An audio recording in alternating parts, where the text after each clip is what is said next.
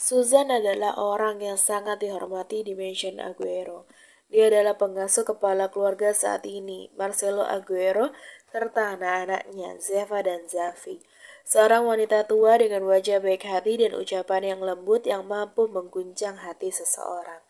Dia adalah satu-satunya orang yang bisa menarik pipi semua anggota keluarga Aguero. Susan adalah orang yang setia. Dia mengabdikan dirinya untuk Aguero sepanjang sisa hidupnya.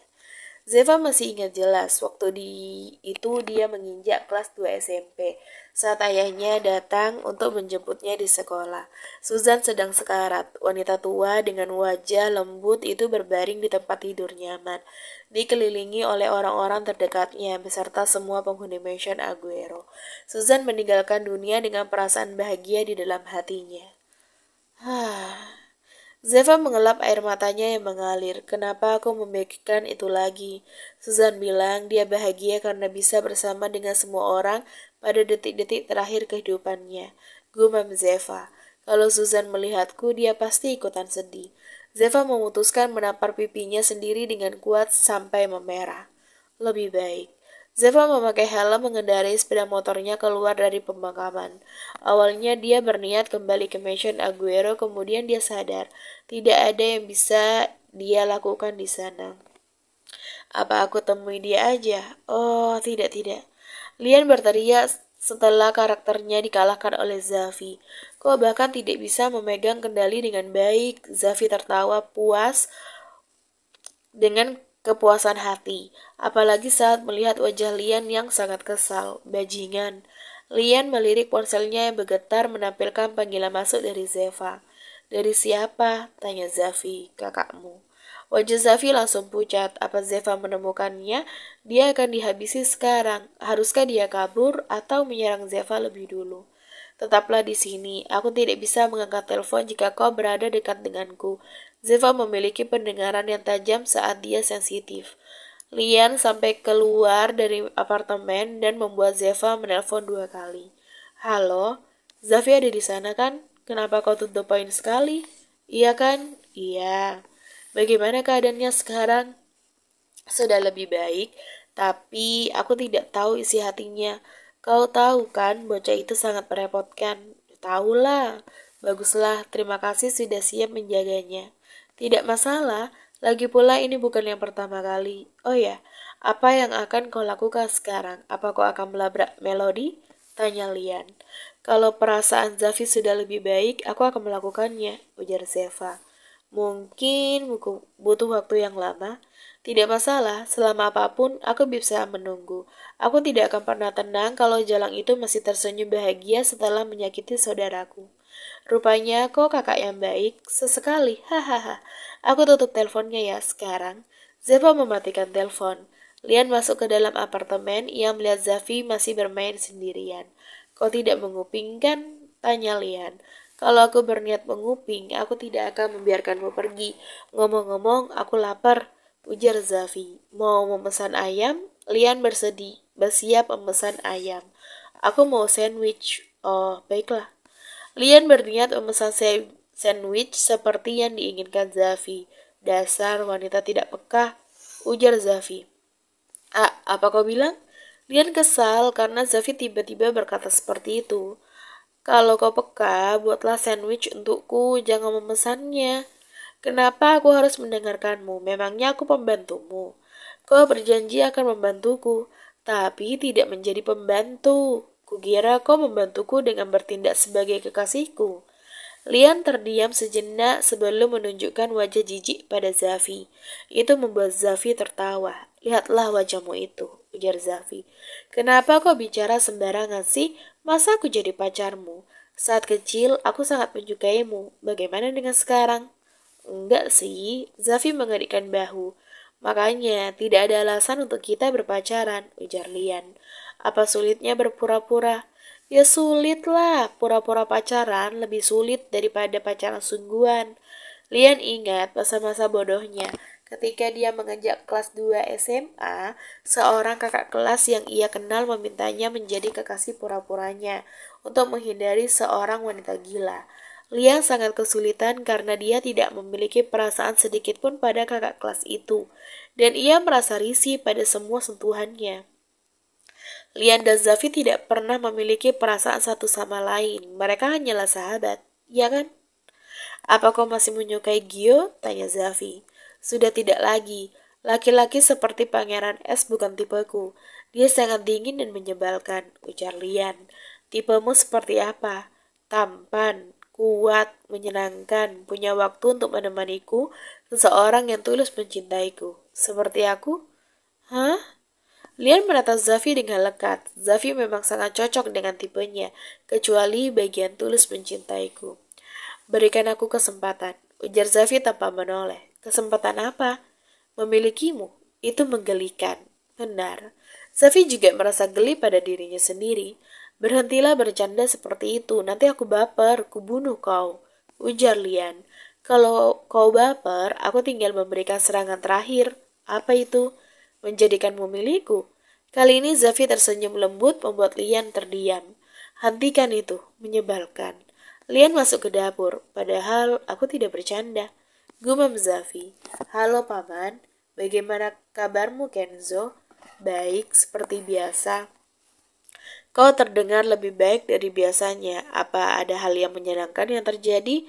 Suara paman Kenzo terdengar seperti menggoda putranya yang ketahuan membawa wanita ke rumah. Hanya hal kecil. Kenzo jadi merasa bersalah karena menyebut itu hal kecil. Sungguh, hanya hal kecil? Sepertinya tidak begitu. Aku hanya habis jalan-jalan dengan teman-temanmu. Hanya seorang teman. Perempuan? Iya. Yakin hanya teman. Paman? Kenzo merasa malu. Kau menyukainya ya? Paman? Tidak apa-apa Kenzo, kau itu masih muda. Kau harus mengenal dunia dan bersenang-senang. Jangan terus mengurung diri di meja belajarmu yang membosankan. Akan bagus kalau kau membawa gadis itu pulang ke rumah dan bersenang-senang. Apa maksud paman? Kenzo memerah, wajahnya memanas. Jangan pura-pura tidak tahu Kenzo, kau pasti mengerti. Kau kan sudah besar. Aku masih 17 tahun. Apa masalahnya? 17 tahun itu sudah besar, asal kau bisa mengendalikan diri dan tidak kebablasan. Tapi aku tidak masalah sih memiliki cucu di usia muda. Hahaha. Paman, cukup. Kenzo tidak bisa berkata-kata lagi karena pikirannya dikacaukan. Kenzo tidak bisa membayangkan dirinya membawa Zeva ke rumah lalu melakukan hal itu. Oh, aku harus kembali bekerja sekarang. Sayang sekali kita tidak bisa bicara lebih lama. Aku akan menelpon lagi besok, ujar pamannya. Baik paman, selamat bekerja, jangan lupa istirahat, makan yang baik, balas Kenzo. Kau sudah seperti istriku, dasar bocah ini. Sampai jumpa. Sampai jumpa. Kenzo mematikan telepon lebih dulu. Ting dong. Kenzo terheran, siapa yang menekan bel rumahnya? Apa tetangga di sekitar? Tapi Kenzo tidak pernah bergaul dan enggan keluar. Mereka tidak mungkin berkunjung. Ting dong, ting dong.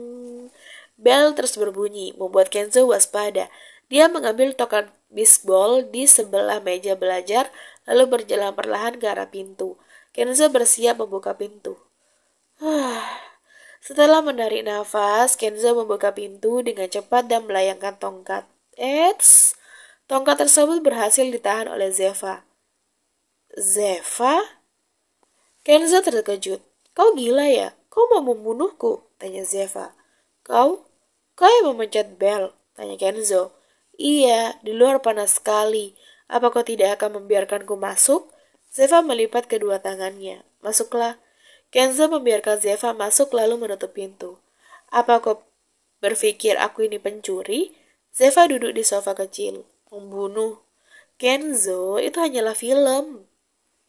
Zeva beranggapan Kenzo mengingat adegan film yang mereka tonton saat pemeran utama memencet bel rumah seseorang lalu membunuh orang itu di dalam rumahnya sendiri.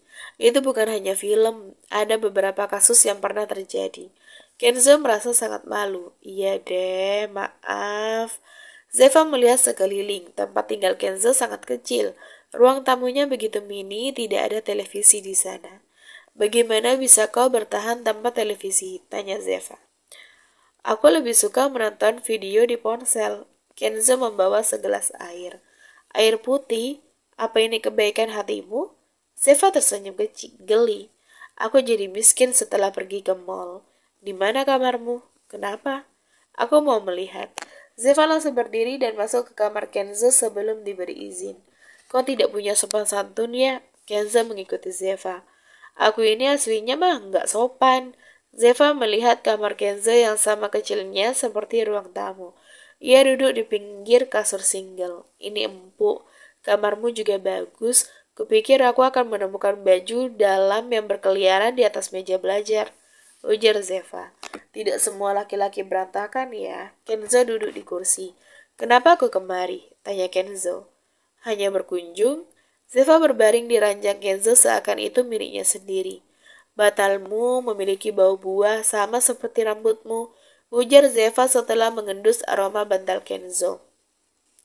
Aku suka aroma buah, dasar aneh. Tapi aroma buah memang enak sih. Zeva menciumi aroma bantal Kenzo lagi. Kau seperti orang gila, ujar Kenzo namun wajahnya memerah. Lebih mirip psikopat yang terobsesi pada sesuatu. Zeva meletakkan kepalanya di bantal Kenzo menatap ke arah langit-langit. Kau tahu caranya mendekorasi. Langit-langit kamar Kenzo dicat dengan pola yang indah. Apa kau bergabung dengan klub melukis? Tanya Zeva. Iya. Tidak heran. Kau? Volley. Volley? Kenapa? Apa ada yang aneh? Tanya Zeva. Tidak. Kenzo memalingkan wajahnya. Lagi-lagi dia membayangkan hal aneh. Dia terbayang Zeva dengan seragam volley yang ketat melompat untuk menyerang. Kenapa kau tidak bergabung dengan klub drama? Tanya Zeva. Drama? Aku tidak pandai berakting, ujar Kenzo. Bukannya selama ini kau selalu berakting? Apa? Kau berakting sok keren di depanku, padahal kau ketakutan. Aku tidak pernah sok keren. Dan kau selalu menggodaku. Sungguh? Kenzo kembali memalingkan wajahnya, dia jadi salah tingkah. Zeva. Bagaimana kencanmu? Tanya Kenzo. Hah? Kencan? Apa maksudmu? Kau membeli buket bunga untuk seseorang kan? Bukannya kau berkencan? Kenzo terdiam setelah sadar dia berbuat bodoh lagi. Hahaha. Zeva tidak bisa menahan tawanya. Kenapa tertawa? Tanya Kenzo. Kenapa? Kenapa kau mengira aku berkencan? Zeva mencoba berhenti tertawa. Seseorang membeli buket bunga untuk pacarnya kan? Ya ampun, dasar bocah bodoh. Buket bunga itu untuk seseorang yang aku sayangi, tapi dia sudah lama tidak ada. Ujar Zeva. Apa? Kenzo langsung menutup wajah dengan kedua telapak tangannya. Serangan malu bertubi-tubi menghantam tubuhnya. Lagian siapa yang berkencan? Aku memang mencari cinta sejati, tapi belum ada calonnya. Ujar Zeva. Syukurlah. Hah? Hah? Kenzo juga terkejut dengan apa yang dia katakan. Dia sontak menutup wajahnya lagi. Saat Kenzo tidak melihat wajahnya, Zeva tersenyum kecil. Apa bocah ini menyukaiku? Yang benar aja. Zeva tidak tahu harus berbuat apa kalau itu benar. Menurutnya, Kenzo adalah tipe laki-laki yang akan laku di kalangan perempuan. Tentu saja dia memiliki minus, tidak bisa mengendarai sepeda motor. Seseorang seperti itu berdiri di sebelah Zeva, mereka akan bergenggaman tangan, mengikat janji, berciuman, lalu membuat anak. Membuat anak apanya? Zeva menampar pipinya sendiri karena hayalan liar yang muncul di kepalanya. Bisa-bisanya aku berpikiran melakukan hal itu dengan Kenzo. Ah? Zeva menatap Kenzo yang menatapnya. Ada apa? Tanya Zeva. Apa kau jadi gila? Kenzo melihat Zeva saat menampar pipinya sendiri. Itu membuatnya terkejut. Bukannya kau yang gila, dari tadi salah tingkah terus. Setelah perkataan Zeva itu, mereka berdua sama-sama diam. Kecanggungan melanda di sekitar mereka. Zeva, apa kau masih khawatir soal Zafi? Tanya Kenzo. Menurutmu, kau sangat khawatir? Dari mana kau tahu? Terlihat jelas di wajahmu. Zeva tersenyum, padahal dia sudah berusaha keras menahan kekhawatiran di wajahnya. Tapi Kenzo masih bisa menebaknya. Zafi sangat merepotkan kan? Tanya Kenzo. Merepotkan, lebih tepatnya tolol. Zeva tertawa. Tolol memang meresahkan, Kenzo mengangguk. Suasana canggung menghilang dengan cepat. Mereka terus bicara dengan berbagai topik yang aneh. Tak terasa jam menunjukkan pukul 10 malam. Kenapa waktu sangat terasa cepat berlalu di hari Minggu? Zeva merasa kesal. Kita bisa bicara lagi besok. Besok kan hari Senin. Zeva benci hari Senin. Hei, Kenzo. Bolehkah aku menginap? Apa? Kenzo terkejut. Aku hanya bercanda. Zeva tertawa. Gadis itu bangkit dari ranjang mengambil jaketnya. Kau akan pulang? Tanya Kenzo. Lalu, kau ingin aku menginap sungguhan? Itu lebih baik daripada pulang sendirian di malam hari. Ada banyak kejahatan. Tidak ada yang perlu bertanya-tanya. Zeva adalah gadis yang hebat. Zeva menyombongkannya. Pagi, Zeva menatap Maxim yang muncul di depan pintu rumahnya di pagi hari. Zeva? Maxim merengek setelah Zeva menutup pintu. Ini masih pagi, ada aja gangguan dari orang gila. Baru beberapa langkah Zeva berjalan, ia langsung mendengar suara aneh di pintu. Maxim, kau akan merusak pintuku. Zeva kesal karena Maxim membuka pintu dengan sebuah jepitan rambut. Tapi ini keren. Maxim menutup pintu dan duduk di sofa. Di mana Zafi? Tanya Maxim dengan wajah polos. Jangan berpura-pura tidak tahu. Aku sungguh tidak tahu. Setelah mengantar kalian pulang, aku langsung pergi menemui mama. Kami menjalankan misi bersama sampai pukul 3 pagi. Kau tidak lihat kantong mataku? Walau hanya tidur sebentar, Maxim masih bersemangat. Di mana kau mendapatkan semua tenagamu itu? Zeva menghela nafas. Tentu saja berlatih. Aku bisa mengajarimu kalau kau mau. Tidak usah. Aku rasa aku akan menjadi semakin gila. Baiklah, jadi kemana Zafi? Apa dia kabur? Bajingan itu bertengkar dengan pacarnya di mall. Aku memergokinya, lalu dia mendorongku dan kabur ke rumah Lian. Ujar Zeva. Dia mendorongmu? Maxim terkejut. Iya, aku akan membalasnya 10 tahun lagi. Zeva masuk ke dalam kamarnya untuk bersiap. Maxim mengambil ponsel, itu ponsel baru yang diberikan ibunya pagi ini. Karena ponsel Maxim hancur di dalam misi saat menahan peluru yang melesat. Ia memasukkan nomor-nomor yang dia kenal ke dalam sana lalu mengirim pesan kepada Lian agar memasukkannya ke dalam grup. Ayo berangkat, Zeva sudah selesai. Aku belum sarapan. Apa wajahku terlihat peduli? Ah, Zeva. Maxim menggoyangkan lengan Zeva. Bocah menyusahkan. Zeva pergi ke dapur menyiapkan 2 potong roti dengan selai coklat. Ini cukup kan? Tanya Zeva. Cukup, akan lebih enak kalau dipanggang. Zeva menunjukkan kepala tangannya kepada Maxim. Aku hanya bercanda. Ini enak. Maxim melahap roti dengan ukuran besar. Mereka berjalan berangkat ke sekolah. Dalam perjalanan mereka bertemu dengan Kenzo. Remaja itu sedang berdiri menyandarkan punggungnya di dinding sambil memainkan ponsel. Dia menunggumu tuh, bisik Maxim. Zeva juga memikirkan hal yang sama atau dia hanya terlalu percaya diri. Pagi Zeva, Kenzo tersenyum. Kok bisa tersenyum seperti itu rupanya, celetuk Maxim. Kenzo menatap mereka berdua, kemudian memberikan tatapan tajam kepada Maxim. Kenapa? Apa ada sesuatu? Zeva ikut menatap Maxim. Bung, apa kau bercanda? Maxim tersenyum geli karena Kenzo kesal melihatnya berjalan dengan Zeva. Zeva, kita harus cepat berangkat. Maxim merangkul pinggang Zeva. Kau ngapain sih? Zeva tidak paham. Ayo berangkat bersama. Kenzo mendekat, ia melepaskan tangan Maxim dari pinggang Zeva lalu merangkul bahu gadis itu. Kenzo membawa Zeva berjalan lebih dulu dari Maxim.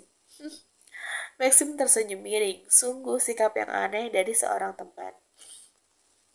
Di sisi lain, Zeva sadar kalau Kenzo tidak suka saat Maxim terlalu dekat dengannya. Itu menggelikan dan lucu di saat yang bersamaan. Dia juga bisa kekanakan, imut. Zeva cukup menyukai sikap Kenzo yang seperti ini. Mengingatkannya kepada sang ayah yang selalu cemburuan pada semua orang dan tidak membedakan gender. Bahkan, ayahnya pernah cemburu pada seekor anjing yang mereka pelihara, karena Violeta memberikan lebih perhatian kepada anjing itu. Namun, ini sangatlah berbeda. Marcelo dan Violeta adalah suami istri, sedangkan Zeva dan Kenzo tidak memiliki hubungan apa-apa. Zeva menatap Kenzo. Kalau satu hari nanti Kenzo menyatakan perasaan, haruskah dia menerimanya? Dan kenapa dia memikirkan hal ini sekarang? Pertanyaan yang lebih penting, apakah Zeva menyukai Kenzo? Iya, aku menyukainya, tapi bukan suka yang seperti itu. Zeva yakin, iya kan? Di gerbang sekolah, mereka berpapasan dengan Lian, Gio, dan Zafi. Hai teman-temanku yang tidak punya otak, bagaimana hari libur kalian? Menyenangkan? Tanya Lian. Sangat menyenangkan, walau memotong waktu tidurku, ujar Maxim. Zeva melirik Zafi, saudaranya mencoba tidak melakukan kontak mata.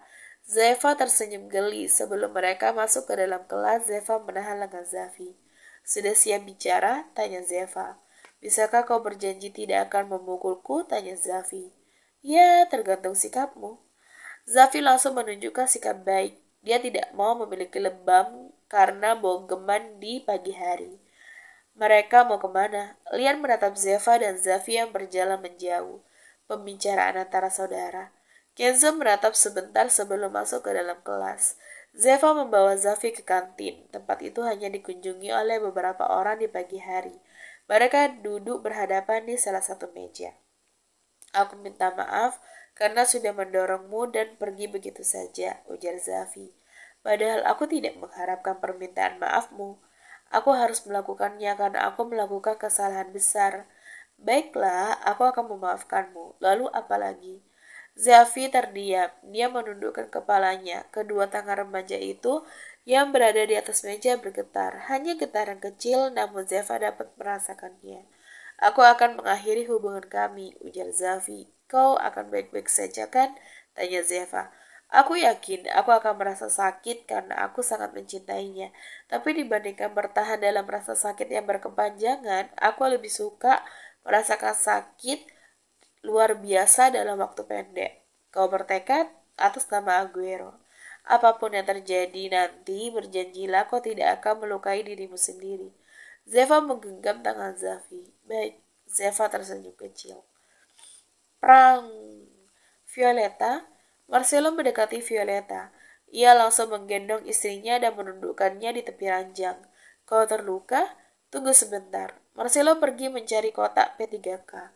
Violeta terdiam. Tiba-tiba saja dia merasa pusing dan perasaannya tidak enak. Dia bahkan tidak sadar menjatuhkan gelas yang sedang ia pegang. Sampai pecahan kaca melompat ke kaki dan melukainya. Untunglah lukanya tidak dalam. Marcelo mengobati luka Violeta. Sesekali dia menatap istrinya dan tidak mengatakan apa-apa. Selesai mengobati, Marcelo duduk di sebelah Violeta. Ada apa? Marcelo menarik tangan Violeta menggenggamnya dengan erat. Aku pikir tadi terjadi sesuatu pada anak-anak, ujar Violeta. Aku akan menyebarkan pasukan khusus untuk memeriksa, oke? Tanya Marcelo. Tidak perlu. Tidak perlu. Ini bukan masalah fisik. Jantung Violeta berdetak kencang. Apa ini tentang Zafi? Tanya Marcelo. Kurasa. Haruskah aku menelponnya? Iya.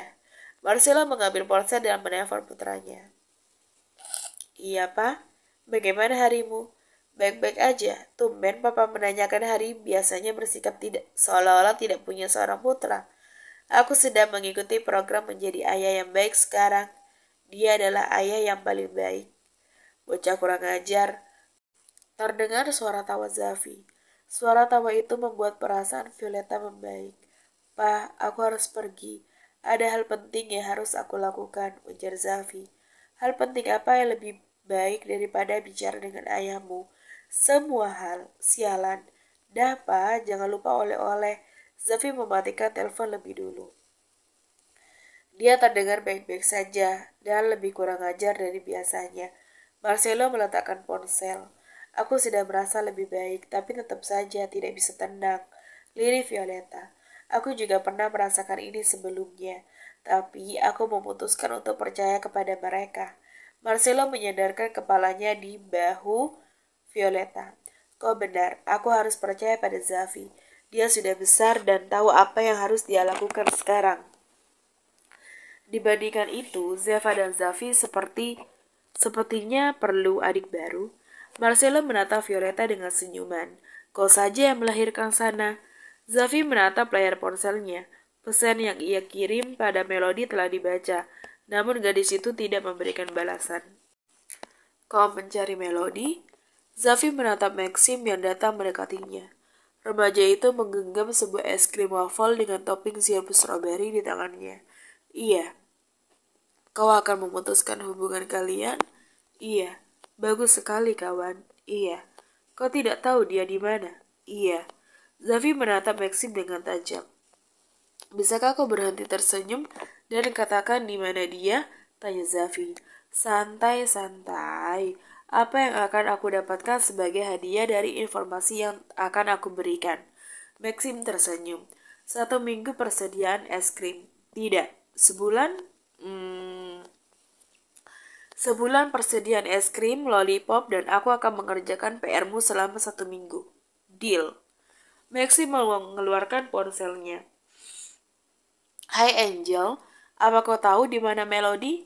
Maxim bicara dengan seseorang yang pasti mengetahui keberadaan Melody. Terima kasih banyak Angel, aku akan pergi berkencan denganmu besok. Dah cantik. Maxim mematikan teleponnya. Jalan Jasmine nomor 32. Setelah Maxim mengatakan itu, Zafi langsung pergi. Apa aku harus menyusulnya? Maxim ada jadwal kencan dengan seseorang sekarang. Zafi kan sudah besar, dia tidak butuh aku. Maxim berjalan beberapa langkah kemudian berhenti. Dia menyalakan ponsel, kembali menghubungi seseorang. Steffi, aku minta maaf. Ada urusan penting sehingga aku tidak bisa datang hari ini. Ayo undur jadi hari Rabu, oke? Terima kasih pengertiannya. Aku menyayangimu cantik. Maxim membalikkan badan dan mematikan telepon. Zafi, kau tahu caranya menyusahkan seseorang. Maxim akan mengikuti Zafi diam-diam. Sementara itu, Zafi berjalan cepat ke alamat yang dimaksud Maxim. Alamat itu adalah sebuah rumah di lingkungan pemukiman yang sangat sepi penduduk. Zafi berdiri di depan pintu rumah. Ia bisa mendengar suara musik dari dalam sana dan suara tawa orang-orang. Oh, seseorang membuka pintu dan terkejut dengan kedatangan Zafi. Kok siapa, Bung? Apa kau memiliki undangan? Hanya orang-orang tertentu saja yang boleh masuk. Apa Melody ada di dalam? Tanya Zafi. Melody? Ya, dia sedang minum-minum dengan beberapa orang. Dia sangat populer di sini. Apa kau ingin menyewanya juga? Dia cukup mahal loh. $100 hanya untuk menggoyangkan pinggul. Kalau kau punya $1.000, dia akan tidur denganmu. Remaja itu tertawa. Mendengar semua itu, Zafi merasa kacau. Ia sudah tahu kalau Melody bukan wanita baik-baik. Alasannya berpacaran dengan Melody karena gadis itu sangat pandai merayu dan membuatnya jatuh hati. Dia baru menunjukkan sikap asli pada Zafi setelah 4 bulan berpacaran, saat Zafi sudah jatuh hati kepadanya. Minggir, kalau tidak mau, apa kau akan memukulku? Hahaha. Tawanya lenyap saat Zafi memberikan tatapan yang mampu menekan seluruh indranya. Zafi berjalan melewati remaja itu. Ada banyak orang di dalam rumah itu. Mereka bukan hanya remaja, ada orang dewasa bahkan parubaya. Rumah dipenuhi aroma alkohol dan rokok, padahal belum malam hari, tapi mereka sudah berpesta seperti ini.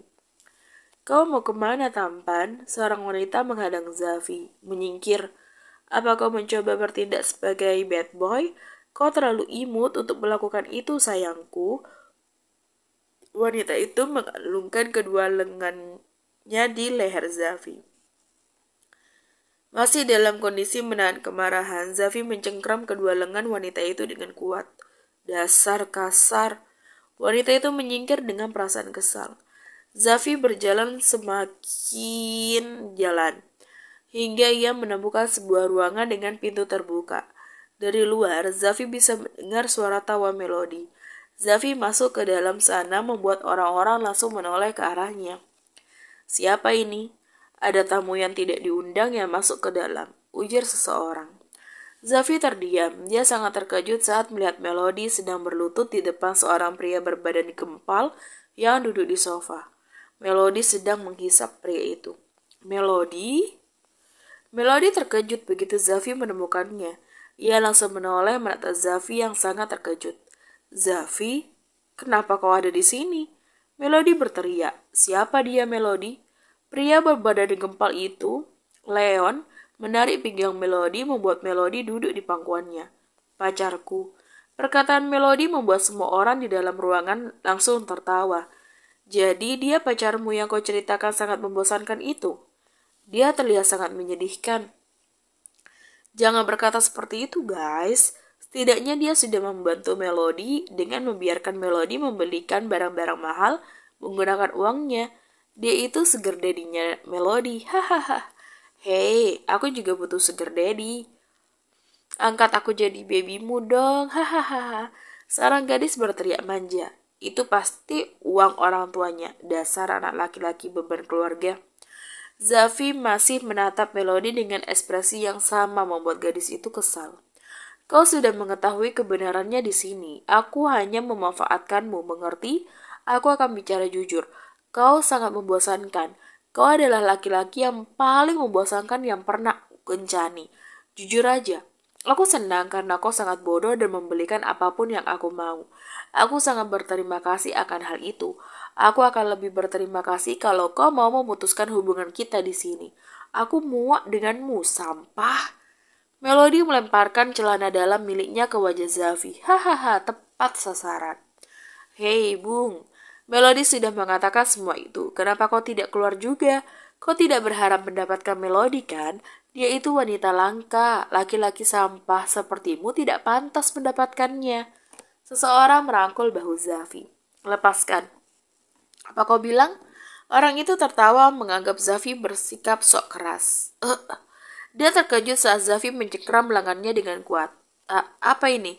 Cengkeramannya sangat... Pria itu melepaskan rangkulannya. Beberapa orang berdiri dan mengelilingi Zafi. Mereka sama-sama memberikan tatapan kesal kepada remaja itu. Apa yang kau lakukan, ha? Pergi sana sebelum kami menghabisimu di sini. Apa yang terjadi di sini? Semua orang menoleh ke arah Maxim yang masuk ke dalam ruangan dengan wajah polos. Ya ampun Zafi, aku mencarimu kemana-mana. Kau ada di sini rupanya. Maxim menarik lengan Zafi. Baguslah, bawa pecundang ini keluar. Hahaha, baiklah. Zafi mengangguk dengan senyuman di wajahnya, tapi senyuman itu langsung luntur saat melihat seseorang gadis yang ia kenal ada di sana. Steffi? Gadis itu adalah orang yang akan Maxim ajak kencan di hari Rabu nanti. Maxim, aku bisa jelaskan. Steffi bergetar. Tidak apa-apa, santai saja, tidak ada yang perlu dijelaskan kok. Oh ya, kencan kita batal ya. Maxim tersenyum lebar dan membawa Zafi keluar dari tempat itu. Kenapa Maxim membawa Zafi keluar? Karena Maxim tidak mau Zafi membantai semua orang di dalam sana karena kemarahannya. Maxim telah menguping semua kejadian saat Zafi masuk ke dalam ruangan dan memergoki Melody. Hidup bocah ini seperti sinetron. Maxim jadi ikut sedih. Maxim menatap Zafi karena remaja itu tidak mengatakan apa-apa. Mereka hanya terus berjalan sedari tadi. Zafi, Maxim tidak bisa menyembunyikan keterkejutannya saat melihat ekspresi di wajah Zafi. Dibandingkan kemarahan, wajah Zafi dipenuhi kesedihan. Kedua mata remaja itu berkaca-kaca dengan bibir menahan suara tangis. Zafi, Maxim. Maxim menoleh ke arah Lian dan Zeva yang berjalan dari arah berlawanan. Mereka baru saja kembali dari toko buku. Tahu tidak ada yang beres dengan Zafi, Zeva langsung mendekatinya. Zafi, ada apa? Lian ikut mendekat. Zafi tidak menjawab, ia langsung memeluk Zeva dengan erat. Zeva bisa mendengar isakan Zafi di telinganya, bukan kemarahan tapi rasa sakit yang luar biasa. Zeva tidak pernah melihat Zafi seperti ini sebelumnya. Zeva tidak akan menanyakan apa-apa karena dia sudah tahu apa yang terjadi. Zafi dan Melody telah putus, tapi terjadi sesuatu yang lebih dari itu. Sesuatu yang membuat Zafi merasa kecewa pada dirinya sendiri. Bila Zafi menangis, kemarahan Zafi pasti telah melewati batasnya, sehingga ia memilih melampiaskan semuanya dengan menangis. Apalagi, Zeva bisa mendengar suara musik dari sebuah rumah. Suaranya sangat kecil, namun Zeva dapat mendengarnya dengan jelas karena ia telah melatih telinganya sejak dulu. Tidak apa-apa, semuanya akan baik-baik saja. Zeva mengangkat wajah Zafi. Dia mengusap air mata yang terus mengalir. Aku sangat bodoh. Suara Zafi begitu serak. Benar, kau bodoh. Makanya, biarkan aku yang menghukummu. Hukumanmu, kau harus membiarkan aku membereskan mereka. Kau tidak punya hak untuk menolak, ujar Zeva. Aku serahkan dia kepadamu. Zeva melirik Lian. Iya. Lian menarik lengan Zafi. Dia mengajak remaja itu untuk pergi. Zeva melirik Maxim yang masih diam di tempat. Kau akan menghabisi mereka semua? Tanya Maxim. Iya, ada banyak orang di sana. Aku tahu. Dan ini masih sore, bukannya lebih menantang. Zeva tersenyum. Kau benar. Maxim ikut tersenyum. Mereka berdua berjalan menuju ke rumah itu kembali. Mereka meletakkan tas di depan rumah sebelum masuk ke dalam. Kau lagi? Oh, kau membawa seorang gadis. Zeva langsung masuk ke dalam untuk mencari Melody, sementara Maxim berdiri di depan pintu keluar sambil tersenyum ke arah orang-orang yang menganggapnya aneh. Siapa ini? Semua orang di dalam ruangan menatap Zeva. Melody? Zeva menatap Melody. Oh, bukannya kau orang yang tadi? Apa kau jadi wanita atau bagaimana? Dia kembarannya, ujar Melody. Kembaran? Wah, ini pertama kalinya aku melihat saudara kembar berbeda kelamin. Melody minta maaf pada Zafi, ujar Zeva. Hahaha, minta maaf? Apa kau gila? Kenapa aku harus minta maaf pada pecundang itu? Sampai sisa umurku, aku tidak akan melakukannya. Melody tertawa. Baiklah, kalau begitu, kau akan jadi yang terakhir. Balas Zeva. Yang terakhir? Melody tidak mengerti. Apa yang kau katakan, gadis cantik? Orang yang dicengkram lengannya oleh Zafi mendekati Zeva. Ia merangkul pinggang Zeva. Apa kau masih perawan? Kau mau melakukannya denganku? Pertanyaan itu mengundang gelak tawa. Boleh? Zeva tersenyum, membuat wajah pria itu memerah. Kemarilah, aku harus mengetesmu dulu. Pria itu menarik dagu Zeva, bersiap menempelkan bibir mereka. Belum sempat hal itu terjadi, Zeva lebih dulu mengeluarkan sebuah pisau dari saku celananya, merobek leher pria itu dalam sekali serangan. Adegan tersebut membuat semua orang yang ada di dalam ruangan terdiam. Sekarang giliran siapa? Zeva tersenyum pada semua orang yang ada di dalam ruangan itu. Dia membunuh seseorang. Semua orang berlarian keluar. Zeva membiarkan semua orang itu keluar kecuali Melody. Zeva menghantam perut Melody dengan kuat, membuat gadis itu jatuh sambil memegangi perutnya. Melody meringis. Melody berteriak kuat saat Zeva menancapkan pisau di pahanya. Sakit ya? Oh! Melody kembali berteriak saat Zeva menancapkan pisau di lengannya. Aduh, sakit ya. Zeva membuat wajah polos. Kau iblis. Zeva menampar Melody berkali-kali sampai wajah gadis itu bengkak. Kau tidak bisa memanggilku iblis saat kau sendiri seorang iblis. Zeva menarik rambut Melody menyeret gadis itu keluar dari ruangan. Apa? Melody terkejut saat melihat apa yang terjadi di ruang tengah. Maxim sedang membantai semua orang dengan sebuah pisau. Remaja laki-laki itu tertawa puas dengan wajah memerah penuh kesenangan. Ruangan itu dipenuhi darah. Sebagian besar orang telah tewas. Tidak ada siapapun yang berhasil keluar dari rumah itu karena Maxim telah memblokir pintu keluar. Melody hanya bisa melihat adegan di depannya saat satu persatu orang di dalam sana terbunuh dan dibunuh oleh Maxim. Lihatlah dengan baik, Melody sayang, teman-temanmu yang mati karena dirimu. Zeva mencengkram dagu Melody dari belakang. Yang terakhir adalah giliranmu. Tentu saja, itu tidak akan mudah. Aku harap kau akan menikmatinya, seperti bagaimana kau telah mempermainkan adikku. Zeva tersenyum manis.